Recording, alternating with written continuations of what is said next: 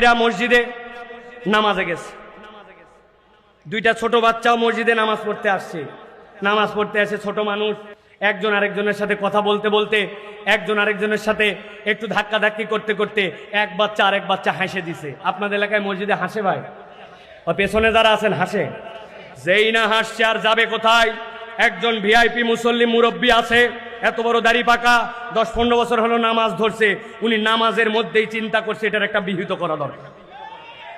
উনি আত্তাহিয়াতু লিল্লাহি ওয়া সালাওয়াতু ওয়াত তাইয়্যিবাতু, আর কার বেটা এরকম করল রে, খালি নামাজ শেষ আসসালামু আলাইকা আইয়ুহান নবী, আবার হাসছে রে দুইবার। আল্লাহুম্মা সাল্লি আলা মুহাম্মাদ ওয়া আলা মুহাম্মাদিন কামা সাল্লাল্লাহু, বেয়াদবে সমাজটা ভরে গেল। এইগুলা মনে মনে ভাবতেছে, আর আল্লাহুম্মা ইন্নী যালামতু নাফসির সময় ভাবতেছে ইমাম সাহেবও পায় না, এত লম্বা করে নাকি, এগুলো কি একটু জোরে পড়তে পারে না নাকি? যাই হোক, কোন রকম শেষ বৈঠক শেষ। আসসালামু আলাইকুম ওয়া রাহমাতুল্লাহ।